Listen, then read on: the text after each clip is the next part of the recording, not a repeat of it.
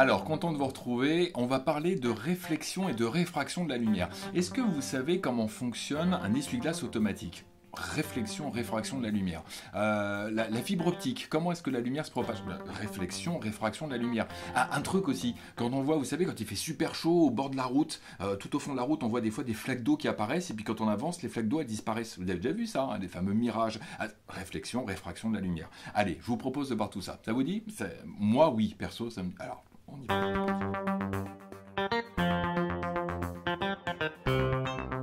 On part du principe de base que la lumière se propage en ligne droite. Ça, c'est vrai lorsque le milieu dans lequel elle se propage est le même partout. On dit qu'il est isotrope et homogène. Même température, même pression, si on est dans de l'air, etc., etc. Bien. Maintenant, si la lumière rencontre un obstacle. Alors, par exemple, un obstacle, ça va être j'ai de l'air ici, et puis j'arrive sur une vitre.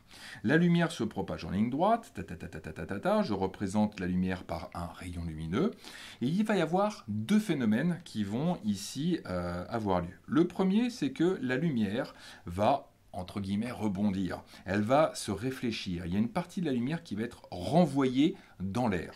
Ce phénomène-là, on appelle ça la réflexion.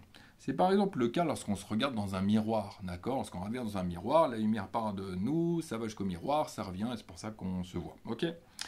Deuxième phénomène qui rentre en ligne de compte, eh bien c'est ce qu'on appelle la réfraction, c'est-à-dire qu'une partie de la lumière va traverser cette surface de séparation et va se propager dans la vitre. Et à ce moment-là, il va y avoir la déviation du rayon lumineux, c'est-à-dire que la lumière ne se propage pas ici en ligne droite, mais elle est déviée. Et pour cela, eh bien, ce phénomène, donc je le disais, ça s'appelle la réfraction. Ces deux phénomènes-là amènent à des lois, c'est-à-dire qu'elles ont été étudiées par des scientifiques, notamment M. Descartes et M. Snell, qui ont établi deux lois de la réflexion et de la réfraction. La première loi, la loi de la réflexion, c'est que l'angle d'incidence est égal à l'angle de réflexion. Alors, il faut que je définisse d'abord ces angles. Ici, j'ai ce qu'on appelle la normale à la surface de séparation. La normale, c'est la perpendiculaire à cette surface. Vous voyez?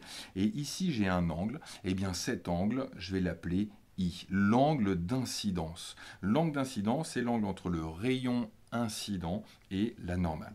Et puis l'angle de réflexion, il se trouve ici entre la normale et le rayon réfléchi.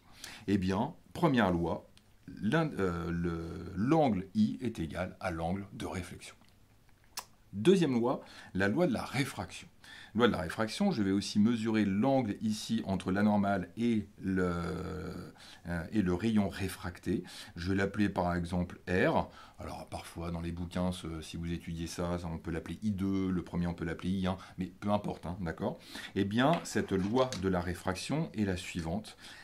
N1 sinus de I est égal à N2 sinus de R. Alors, qu'est-ce que ça veut dire tout ça?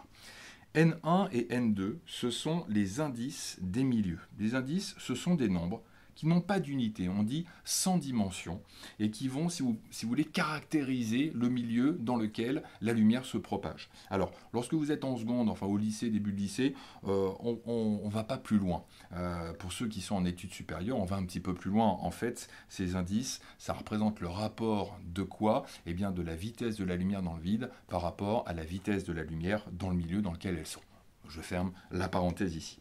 Donc N1 et N2, des nombres sans dimension. N1, l'indice du milieu numéro 1. N2, l'indice du milieu numéro 2, c'est-à-dire dans lequel s'effectue la réfraction. Et puis I et R, eh bien, ce sont les angles d'incidence et de réfraction. Deuxième loi, la loi de Snell-Descartes. Alors, maintenant, ces fameux trois exemples que je vous ai pris tout à l'heure, qu'est-ce qui fait, par exemple, qu'un essuie-glace automatique fonctionne? Eh bien, c'est basé sur ces phénomènes-là. Par exemple, ici, j'ai la vitre de ma voiture, et puis il va y avoir un petit rayon lumineux qui va être envoyé, un petit laser qui va être envoyé dans la vitre. Et qu'est-ce qui va se passer? Eh bien, il va y avoir des réflexions successives qui vont avoir lieu dans la vitre. Et puis, je vais avoir un capteur qui va se trouver tout en bas. Le capteur, tant qu'il capte toute la lumière qui est envoyée ici par l'émetteur, tout va bien, ça veut dire qu'il n'y a pas de goutte d'eau sur la vitre. Par contre, dès qu'il va y avoir des gouttes d'eau qui vont tomber sur la vitre, eh bien il va y avoir ici un changement du milieu, ce qui fait qu'il va y avoir parfois eh bien, un phénomène de réfraction, c'est-à-dire qu'une partie de la lumière va ici partir vers l'extérieur, si vous voulez, dans la goutte d'eau, pour ensuite repartir. Ce qui fait que, au final, le capteur ne va pas capter la totalité de la lumière, et donc il y a un système de commande qui dit « Ah, je ne capte pas tout, donc dans ce cas-là, c'est-à-dire qu'il y a quelque chose qui gêne, donc je démarre quoi? Je démarre le moteur des essuie-glaces. » Voilà, en fait, ça fonctionne sur ce principe-là. De quoi je parlais tout à l'heure? Je parlais de la fibre optique. La fibre optique, c'est un petit peu le même phénomène. Quel est l'intérêt d'une fibre optique? L'intérêt d'une fibre optique, c'est quoi? Eh bien, c'est de guider la lumière. Pourquoi? Parce que si je veux envoyer un signal lumineux d'un endroit à un autre, le fait d'utiliser la fibre optique, ça va permettre bien, de contourner des obstacles, des poteaux, des murs, etc. Et bien, dans ce cas-là, je vais utiliser cette fibre optique. Et bien, c'est exactement un phénomène ici de quoi? De réflexion, de réfraction. C'est un phénomène, oui, très bien au fond, phénomène de réflexion. Phénomène de réflexion, c'est-à-dire que le rayon lumineux est envoyé, hop, ici on a une réflexion, on a ensuite ici une réflexion, et ainsi de suite, vous voyez, et c'est comme ça que va se propager, que va se guider finalement la lumière par réflexion successive. Et pour que la fibre optique fonctionne bien, il ne faut pas qu'il y ait de petite réfraction qui ait lieu. Alors pour cela, on utilise des indices, l'indice de la fibre optique, qui va permettre à ce que la réfraction de la lumière n'ait pas lieu. Voilà, et puis autre exemple, ah oui, on termine avec ça, les mirages, hein, vous voyez, les mirages, qu'est-ce qui se passe dans ce cas-là? Alors là, c'est un petit peu plus compliqué, mais vous allez voir, je vais essayer de faire simple. Là, on a une jolie flaque d'eau qui apparaît alors qu'on se situe ici en train de regarder. Pourquoi est-ce qu'on observe une flaque d'eau? Eh bien, en fait, c'est parce que il fait très très chaud au sol. Et comme il fait très très chaud au sol, l'air n'est pas homogène, c'est-à-dire que l'air n'est pas constitué de molécules qui sont à la même température.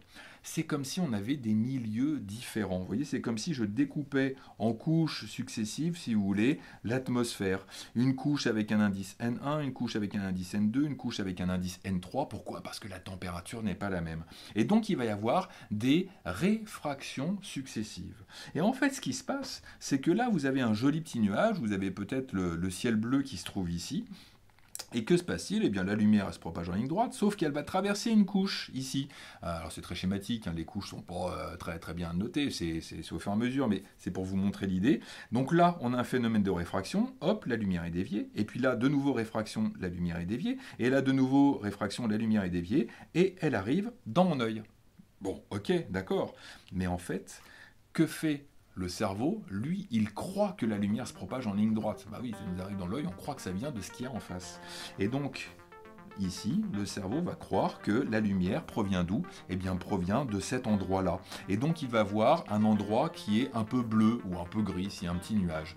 Et donc, notre cerveau va interpréter en disant « Ah, bah si c'est bleu et que c'est au sol, c'est une flaque d'eau. » Eh bien, c'est exactement ce qui se passe. Et après, quand on avance, eh bien, il y a plus de phénomène de réfraction qui a lieu, parce qu'on n'est plus sur le parcours, si vous voulez, de la lumière. Et puis, il y a peut-être une autre flaque d'eau, entre guillemets, qui va se faire par la suite. Donc, voilà ce phénomène de réfraction et réfraction de la lumière. Si vous avez des questions, n'hésitez pas, j'y réponds en commentaire, ou pas, comme j'ai envie. Alors ça, n'hésitez pas, ça c'est bien, et puis n'hésitez pas. Sur ce, à bientôt.